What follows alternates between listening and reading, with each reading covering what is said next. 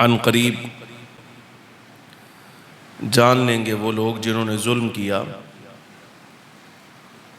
عن قریب جان لیں گے وہ لوگ جنہوں نے ظلم کیا، ای منقلب ینقلبون کہ پلٹنے والے پلٹ کر کہاں جاتے ہیں۔ یہ اللہ تبارک و تعالی جل وعلا کا ارشاد گرامی ہے۔ ظالموں کو اور ظلم کرنے والوں، جبر کرنے والوں کو اللہ رب العالمین جل وعلا اپنے کلام شریف میں متنبہ فرما رہا ہے کہ ان قریب پلٹ کر جانے والے، جو ظلم کرنے والے ہیں، یہ جان لیں گے کہ پلٹ کر کہاں گئے ہیں۔ یعنی اللہ رب العالمین جل وعلا اپنے عذاب کی وعید سنا رہا ہے۔ آج کے خطبہ اور وعظ کے لیے اس آیہ مبارکہ کا انتخاب خاص ایک مناسبت کے سبب سے میں نے کیا ہے۔ حضرت امام علی مقام رضی اللہ عنہ کی شہادت کے بعد سب سے زیادہ جو آیہ مبارکہ امام علی مقام کے دشمنوں کے خلاف پڑھی گئی ہے اللہ کی حجت کے طور پر، وہ یہی آیہ مبارکہ تھی۔ گرامی قدر حاضرین،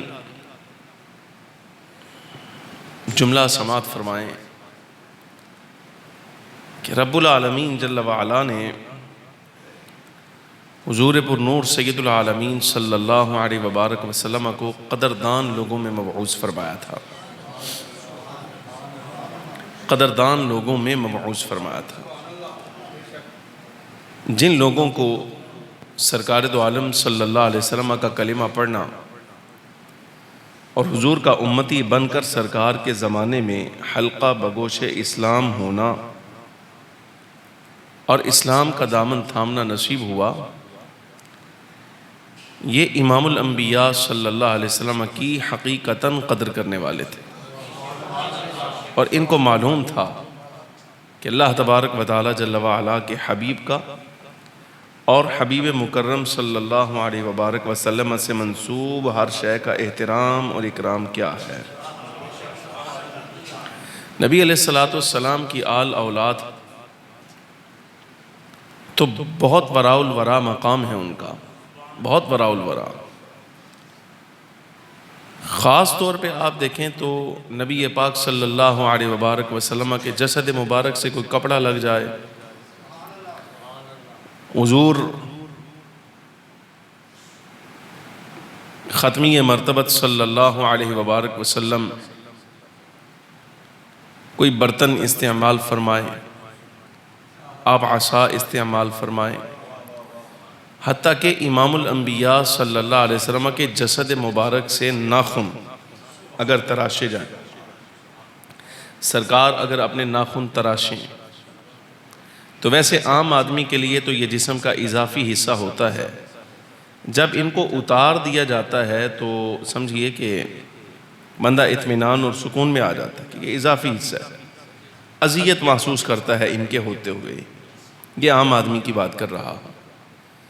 لیکن فخر عالم صلی اللہ علیہ وبارک وسلم کے وجود مبارک سے اگر یہ اضافی حصہ بھی الگ ہو تو صحابہ کرام رضی اللہ عنہم اجمعین تبرکاً اس کو وصول کر کے اپنے اہل خانہ کو وصیت کرتے ہیں، اپنے اہل خانہ کو وصیت کرتے ہیں کہ جب ہمارا انتقال ہو جائے تو قبر میں تدفین کے وقت سرکار کے یہ ناخن آئے مبارک ہماری آنکھوں پر رکھ دینا، ہماری آنکھوں پر رکھنا، یہ تلقین موجود ہے۔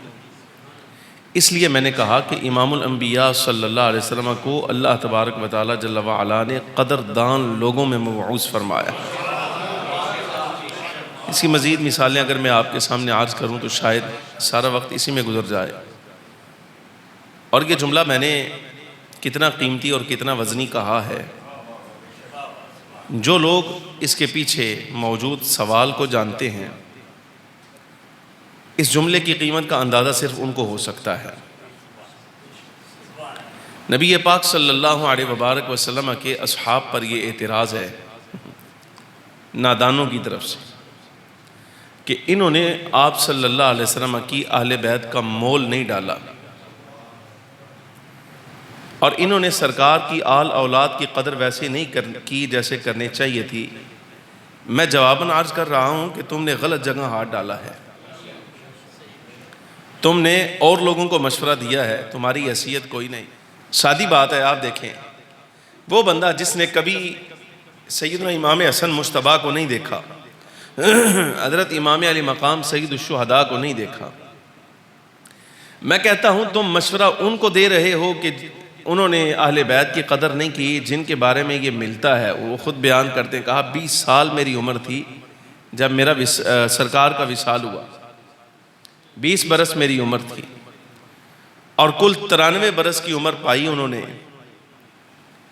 20 برس ابتدائی آپ نکال دیں تو 73 سال بنتے ہیں سرکار کی حیات ظاہری کے بعد وہ موجود رہے۔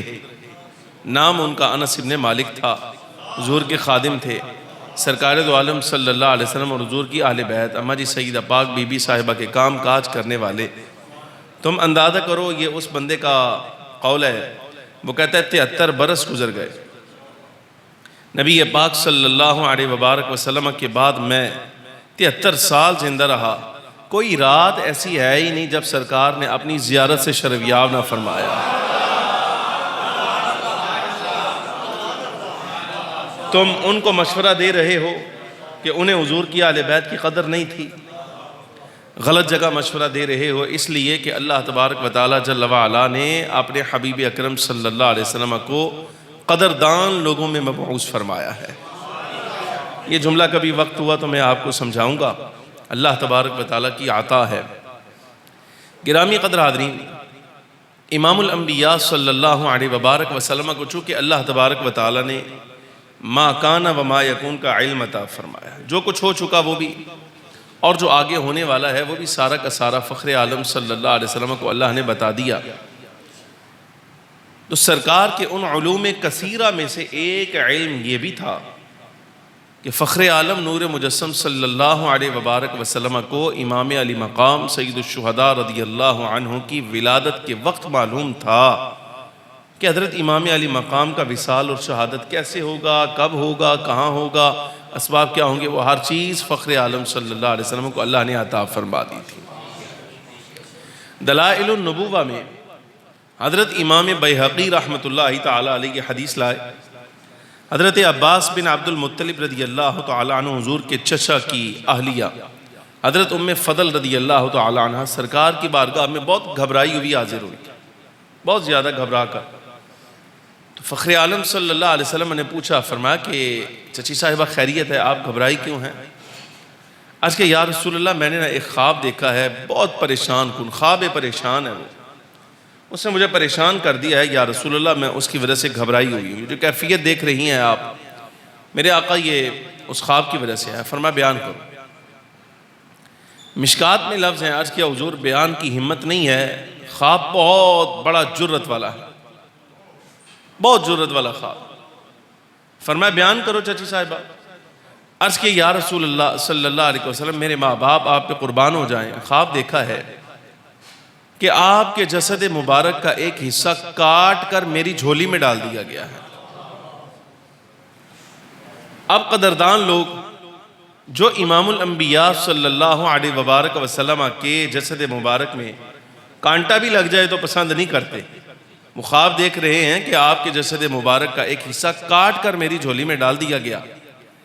جب یہ خواب بیان کیا تو فخر عالم نور مجسم صلی اللہ علیہ وبارک وسلم نے ارشاد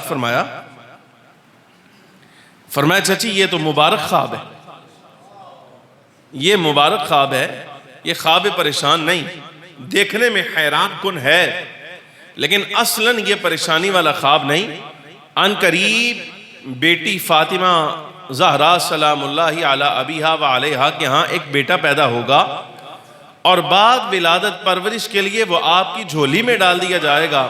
اصلاً چونکہ ان کی اولاد کا تعلق میرے جسد مبارک کے ساتھ ہے، اس لیے تمہیں بتایا گیا حضور کے جسد کا حصہ ان قریب تیری گود میں ڈالا جائے گا، ان قریب تیری گود میں جو ڈالا جائے گا وہ میرے جسد کا حصہ ہے۔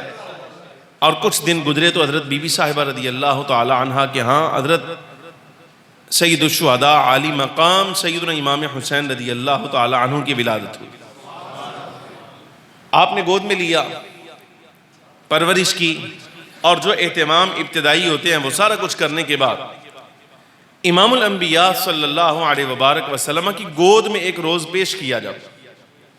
حضرت عالی مقام امام پاک رضی اللہ تعالیٰ عنہ کو سرکار کی گود میں ولادت کے کچھ دنوں کے بعد پیش کیا گیا تو فخر عالم نور مجسم صلی اللہ علیہ وبارک وسلم آپ نے ملاحظہ فرمایا تو حضور دیکھ کر رو پڑے، سرکار روئے، بہت زیادہ روئے۔ سیدہ ام فضل رضی اللہ تعالی عنہ عرض کرنے لگی یا رسول اللہ صلی اللہ علیہ وسلم، خوشی کا مقام ہے، مقام مسرت ہے، آپ حضور گریہ فرما رہے ہیں، حزن ہے، آپ کو غمگین ہے، آپ پریشان ہیں، آپ رو رہے ہیں، کس وجہ سے؟ فرمایا ان قریب میرا یہی بیٹا کچھ لوگوں کی جانب سے ظلم کا شکار ہوگا، مفہوم ہے حدیث کا، ان قریب یہی میرا بیٹا ایک میدان میں شہید کر دیا جائے گا، اور وہ جو شہید کرنے والے ہیں وہ بھی اسی امت کے فرد ہیں، الہٰ موجود ہیں، وہ اسی امت کے فرد ہیں جن کی جانب سے یہ اقدام ہوگا۔ اس کے یا رسول اللہ آپ کا بیٹا اور آپ کی امت کے کیسے وہ افراد ہیں جو اس بیٹے کو، اس شہزادے کو شہید کر ڈالیں گے؟ تو اس پر حضرت سیدنا ختمی مرتبت صلی اللہ علیہ وبارک وسلم نے ارشاد فرمایا مجھے وہ میدان بھی دکھا دیا گیا ہے، بلکہ اس میدان کی مٹی سرخ رنگ کی میرے حوالے کر دی گئی ہے، اس بات کی علامت ہے کہ اللہ تبارک و تعالی جل وعلا کی طرف سے یہی مقدر ہے کہ یہ میرا بیٹا مقام طف، جس کو میدان کرب و بلا کہا جاتا ہے، وہاں شہادت نصیب کرے گا۔ یہ نبی پاک صلی اللہ علیہ وبارک وسلم کو معلوم تھا۔ یہ ایک حدیث۔ سیرت نگار لکھتے ہیں، کہتے ہیں کہ مدینہ منورہ سرکار دو عالم صلی اللہ علیہ وسلم کو کوئی صحابی ایسی نہیں تھی کہ جس کے سامنے حضرت امام علی مقام کا ورود ہو جائے، وہ امام کو دیکھیں تو وہ یہ نہ کہیں یہ وہ شہزادے ہیں جو میدان کربلا میں شہید کیے جائیں گے۔ امام کی شہادت اتنی معروف تھی، اتنی معروف۔ اسباب کیا ہوئے اس پر کچھ گزارشات میں آپ کے سامنے عرض کروں۔ حضرت سیدنا امام حسن مجتبی نے اور سید الشہداء رضی اللہ تعالیٰ نے، یہ میری گفتگو کا ابتدائیہ ہے، جتنے دورانیے تک چلی میں آپ کے سامنے عرض کروں گا، اس کا بقیہ حصہ انشاءاللہ العزیز کل صبح جو اپنا جامعہ مدینہ العلم میں مدرسہ میں جو امام علی مقام رضی اللہ تعالی عنہ کے ذکر مبارک کی محفل ہوگی، بقیہ حصہ ما لہ و ما علیہ سارا کچھ انشاءاللہ العزیز آپ کے فضائل مناقب کے ساتھ اس مجلس میں عرض کروں گا۔ حضرت سیدنا امام حسن مجتبی نے اور سید الشہداء امام علی مقام نے نبی علیہ السلام کا دور دیکھا، ان کے بعد خلیفہ راشد، خلیفہ بلا فصل، افضل البشر علی الاطلاق بالتحقیق سیدنا ابو بکر صدیق رضی اللہ تعالی عنہ کا دور مبارک بھی دیکھا، حضرت فاروق اعظم کا دور بھی دیکھا، حضرت عثمان غنی کا دور بھی دیکھا، مولا کائنات سیدنا شیر خدا کرم اللہ وجہہ الکریم کا دور بھی دیکھا، پھر خود امام حسن رضی اللہ تعالیٰ عنہ کا دور خلافت آیا، آپ نے وہ بھی دیکھا، صحابی رسول حضرت امیر معاویہ کا دور آیا، دور امارت، وہ بھی دیکھا، کہ سارے ادوار دیکھ رکھے تھے۔ اور ان تمام ادوار میں ان شہزادوں کے ساتھ اور بالخصوص نبی پاک صلی اللہ علیہ وسلم کے دین اور حضور کے مصلح کے ساتھ ان بزرگ خلفاء نے جو طریقہ اختیار کیا وہ سارا ان دونوں بزرگوں نے دیکھ رکھا تھا۔ صدیق اکبر رضی اللہ تعالیٰ عنہ 2.5 سال نبی پاک صلی اللہ علیہ وسلم کے مصلح پر امام رہے، وہ سرکار کے سجادہ نشین ہے۔ صدیق اکبر نبی پاک صلی اللہ علیہ وسلم کے سجادہ نشین ہے۔ یہ تو ہمارے ہاں بزرگ ہیں، اولیاء اللہ، 40 نسلوں کے بعد آنے والا کوئی بندہ، یہاں جناب والا کو 20 نسلوں کے بعد، 15 نسلوں کے بعد آنے والا کسی بندے کے نام کے ساتھ کسی ولی اللہ کے لیے ان کی طرف نسبت کر کے لکھ دیا جائے سجادہ نشین، اور دنیا ہاتھ چومتی ہے، پاؤں چومتی ہے، گھٹنوں کو ہاتھ لگاتی ہے، بھئی فلاں بزرگ کا یہ سجادہ نشین ہے۔ سجادے کا مطلب ہوتا ہے مصلی، نشین کا مطلب بیٹھنے والا، یعنی ان بزرگوں کے مصلی پر بیٹھنے والا۔ سجادہ نشین کا مطلب یہ ہوتا ہے۔ نبی پاک صلی اللہ علیہ وبارک وسلم کے وصال ظاہری کے بعد حضور کا پہلا سجادہ نشین صدیق اکبر رضی اللہ تعالی عنہ۔ سمجھ آئی کہ نہیں؟ اچھا آپ اندازہ فرمائیں، وہ دور بھی دیکھا، صدیق کا دور نبی پاک صلی اللہ علیہ وسلم کے دین کی ترقی کا دور ہے۔ حضرت عمر رضی اللہ تعالی عنہ تک جس وقت آپ تک خلافت آئی تو روم، بیت المقدس، ایران، یہ سارے علاقے حضرت عمر رضی اللہ تعالی عنہ کے دور مبارک میں فتح ہوئے اور دین حق اسلام کی سرحدیں وسیع ہوئی، سرکار کا دین پھیلا۔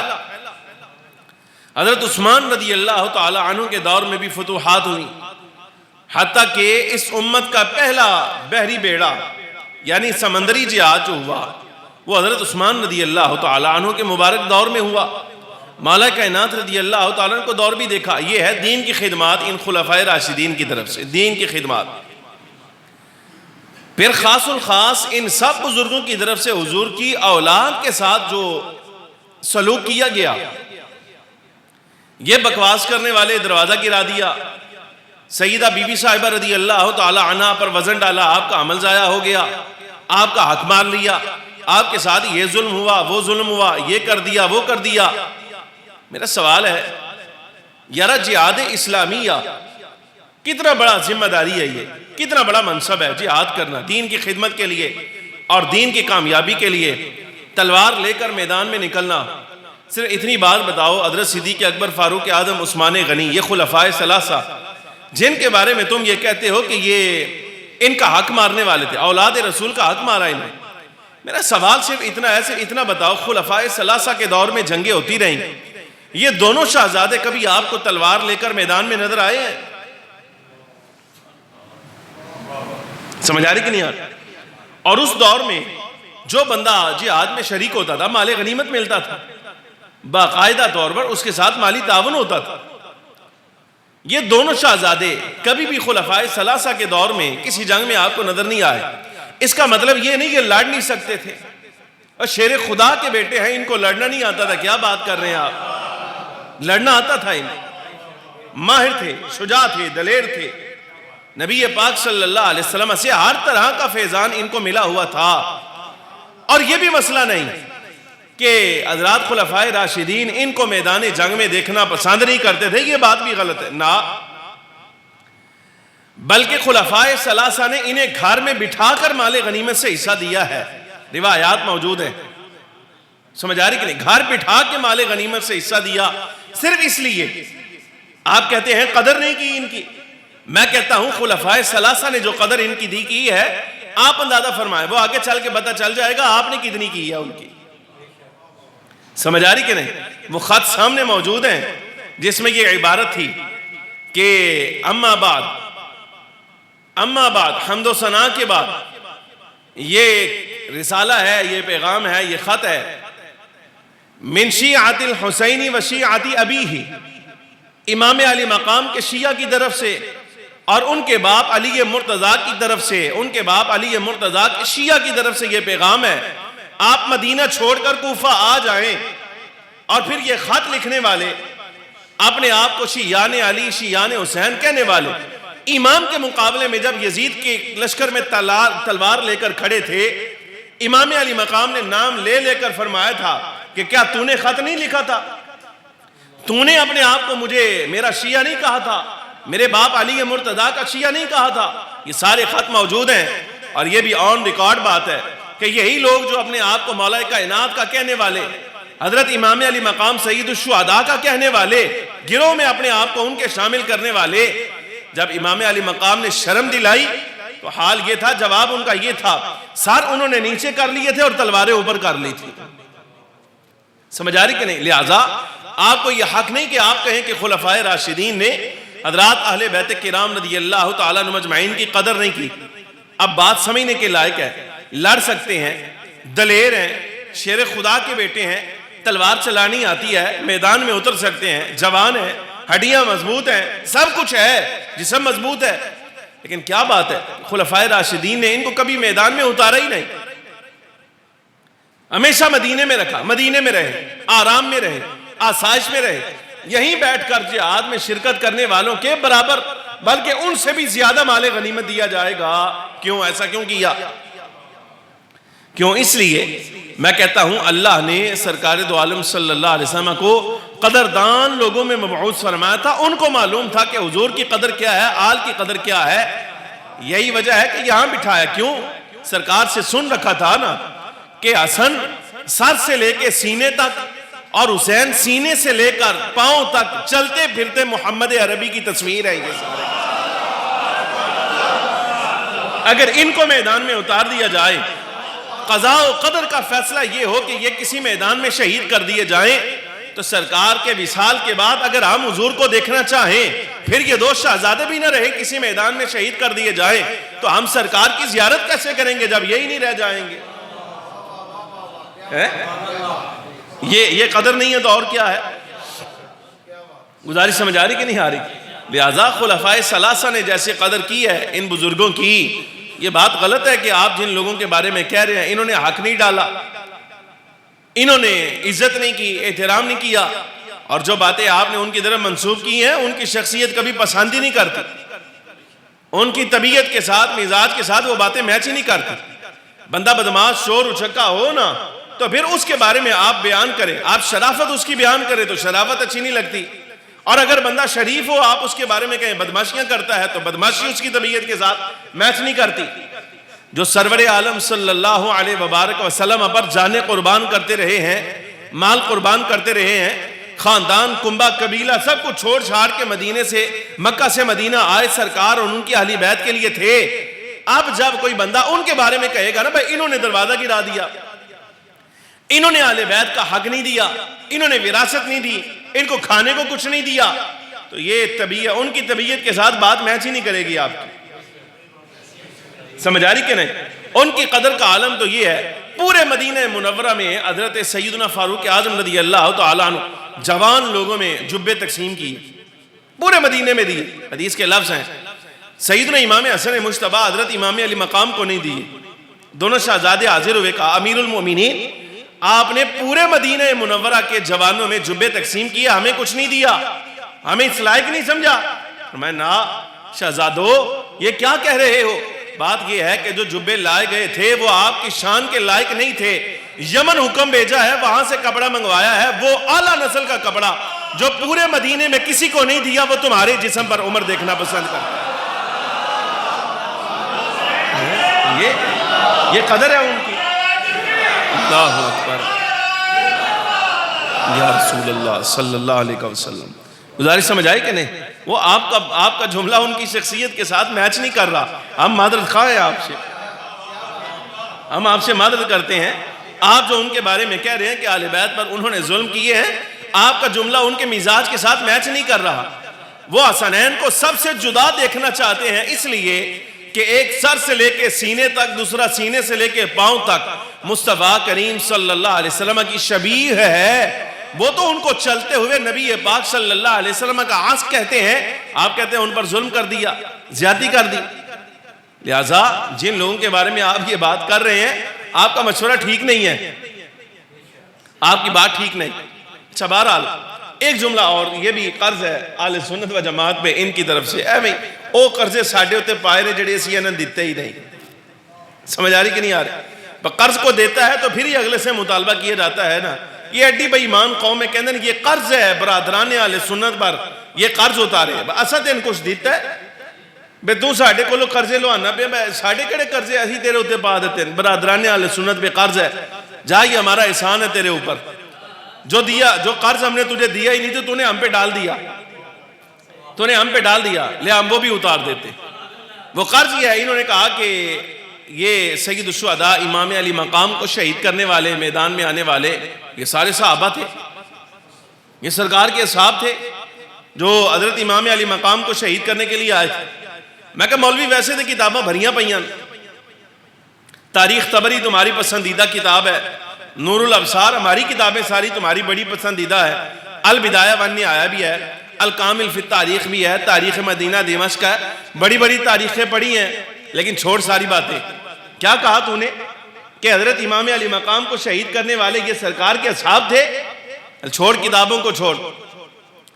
اگر عقل ہے اور کسی مبارک وقت میں پیدا ہوا ہے تو سوچنے کی بات ہے. صحابہ تو مدینے کے رہنے والے تھے، مکے رہنے والے تھے.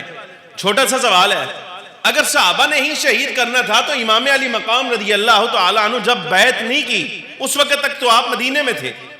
آپ کا جو سفر شروع ہوا وہ مدینے سے مکہ، اور مکہ مکرمہ سے آگے پھر پڑاؤ کرتا ہوا یہ ذی الحج میں شروع ہوا. ذی الحج میں آپ کا سفر شروع ہوا اور محرم میں آ کے مکمل ہوا. 1 مہینہ آپ سفر میں رہے. مولوی اتنی بات بتا، صحابہ مدینے میں تھے، مکہ مکرمہ میں تھے. اگر صحابہ نے ہی شہید کرنا تھا تو امام علی مقام کی شہادت مکہ مدینے میں ہونی چاہیے تھی کہ کوفے جا کے ہونی چاہیے تھی؟ یہ بات نہیں. تو یہ بات بھی بڑی سوچنے کے لائق ہے. اگر صحابہ نے شہید کیا تو اس کا مطلب یہ ہے کہ امام علی مقام مکہ مدینے سے صحابہ کو ساتھ لے کر آئے تھے، ان کا کوئی قافلہ کہ آؤ مخالفت کرو، اور یہاں مکے سے چل کے جا کے کوفہ آپس میں ایک دوسرے کے ساتھ لڑتے ہیں. سمجھ آ رہی کہ نہیں؟ اس لیے کہا یہ وہ قرض ہے جو ہم نے تمہیں دیا ہی نہیں، تم نے ہمارے سر پہ ڈال دیا. عجیب بات ہے. اور ایسی ناتجربہ کار باتیں آپ اندازہ کریں. یہ اہل سنت کی طرف منسوب کرتے ہیں صرف اپنے لوگوں سے بات سمیٹنے کے لیے اور مال سمیٹنے کے لیے. ایسے ایسے الزامات نبی علیہ السلام کے اصحاب پر، حضور کی امت پر لگاتے ہیں. جن لوگوں نے کیا ان پر خدا کی لعنت ہے، اس میں شک ہی کوئی نہیں. یہ بھی اہل سنت و جماعت کا مذہب ہے. سمجھ آ رہی کہ نہیں آ رہی؟ ہاں. لہٰذا یہ الزام دینا کہ صحابہ نے قتل کیا تھا، وہ تو بات جس وقت بیٹھے گی تو پھر ہوگی نا، پھر پتہ چلے گا کہ بلانے والے کون تھے، پانی بند کرنے والے کون تھے، تلواریں لے کر سامنے آنے والے کون تھے، خط لکھ کر مدینہ منورہ سے امام کو اپنا امیر بنا کر وہاں سے بلانے والے، حضرت مسلم بن عقیل کو شہید کرنے والے، یہ سارے کون تھے؟ یہ تو بات بعد میں ہوگی نا، جس وقت میدان سجے گا. ابھی تو عوام میں باتیں ہیں ساری کی ساری. لیکن یہ یاد رکھنا، میں نے پھر آپ کو کہہ رہا ہوں، اللہ نے محبوب کریم صلی اللہ علیہ وسلم کو بنی اسرائیل میں مبعوث نہیں فرمایا تھا، قدردانوں میں مبعوث فرمایا تھا. ہاں، یہ ان کو پتا ہے کہ حضور کی قدر کیسے کرنی ہے. جنہوں نے نبی علیہ السلام کا جبہ سنبھال رکھا ہے ان کے بارے میں یہ کبھی تصور نہ کرنا کہ حضور کی اولاد کی گردن پہ وہ چھرا چلانے والے ہیں. نہ، ان کی طبیعت کے ساتھ یہ بات میچ نہیں کرتی. بہرحال مدینہ منورہ سے حضرت امام علی مقام کا سفر شروع ہوا تو یہاں حضرت عبداللہ بن عمر، چونکہ امام کی شہادت مشہور بات تھی نا، چھپی بات تو تھی نہیں، سب کو معلوم تھا کہ امام علی مقام شہید ہوں گے. اچھا، ایک مقصد دوسری پارٹی کی طرف سے، ان کا بھی قرض ہمارے اوپر ہی ہے، انہوں نے بھی قرضہ ساڑھے ہوتے ہی ہے، سان پتہ نہیں ہے نہ کہ سمجھ لیا ہے.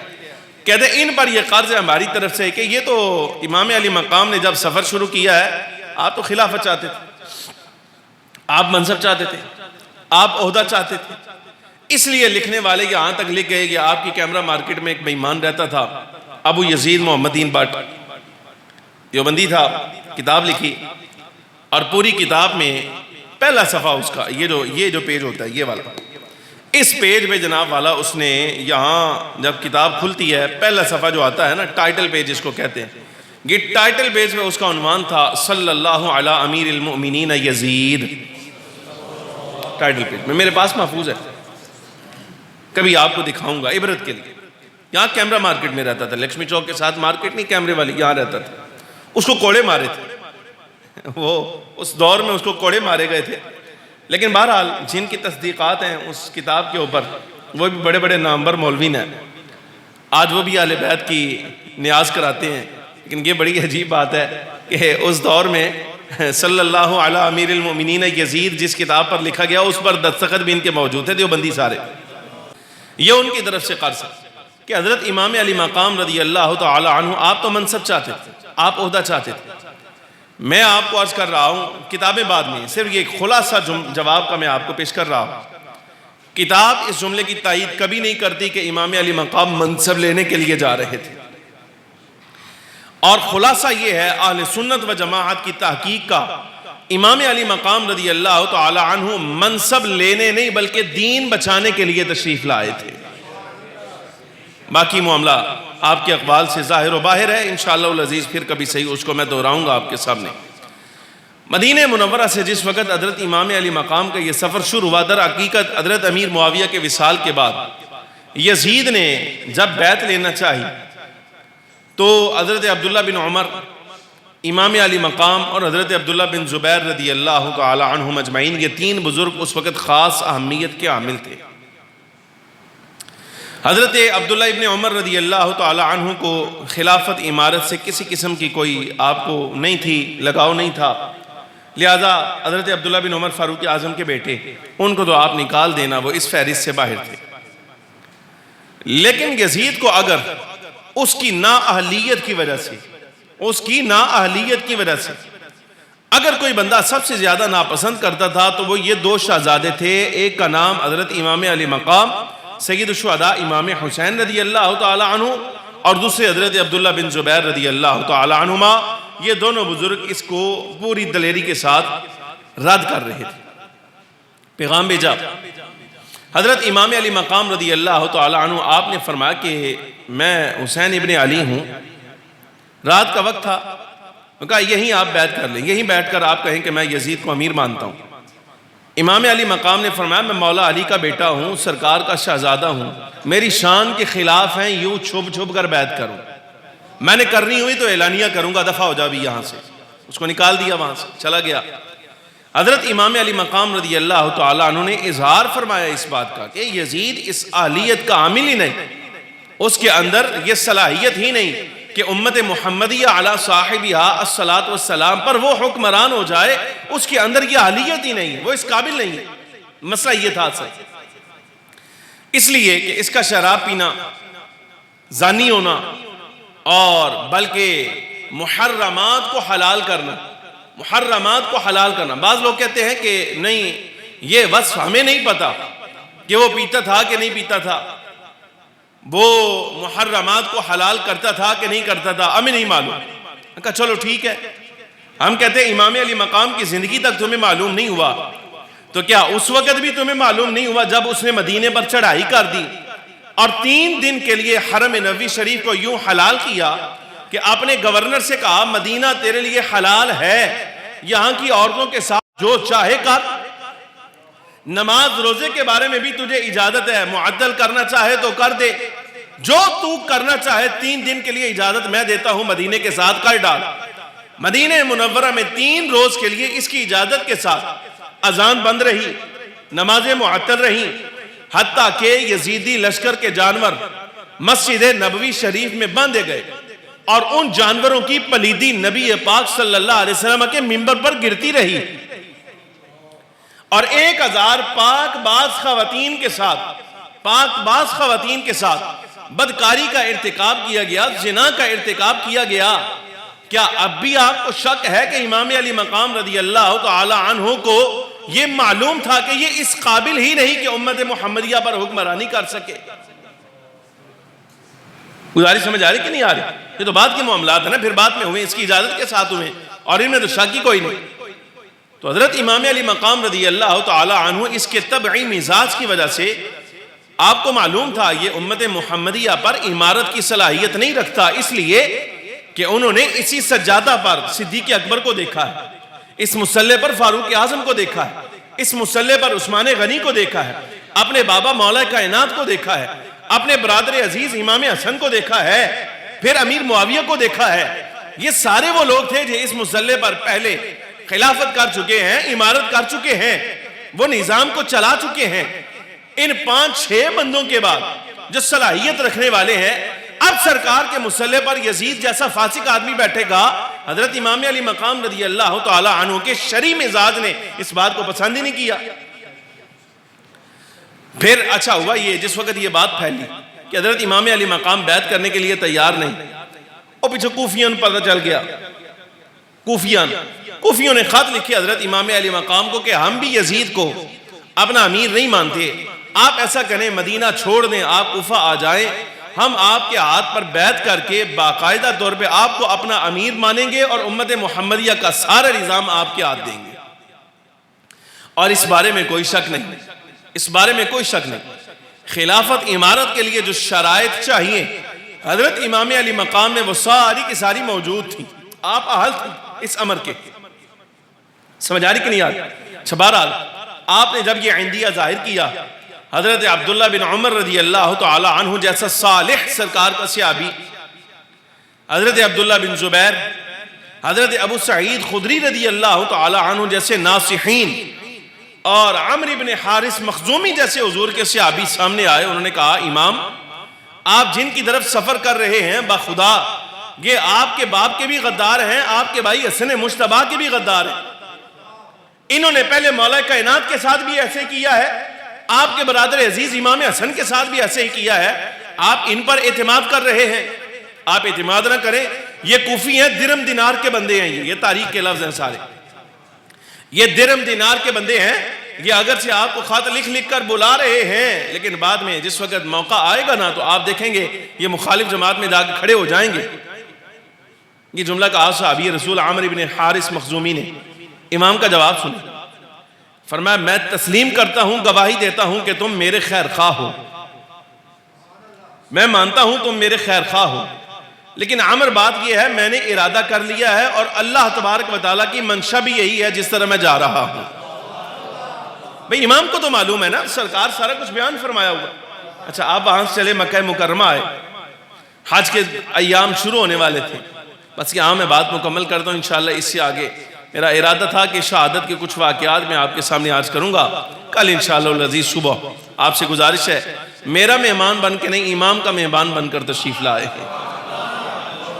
سمجھ آ رہی کہ نہیں؟ میرا نہیں، امام کا مہمان بن کر آئیں اور وہاں جو لقمہ آپ کو نصیب ہو جائے یہ نہیں سمجھنا کہ میں نے یا میرے والد نے اہتمام کیا ہے، یہی سمجھنا ہے امام علی مقام کی طرف سے لنگر آیا ہے. امام کے مہمان بنے.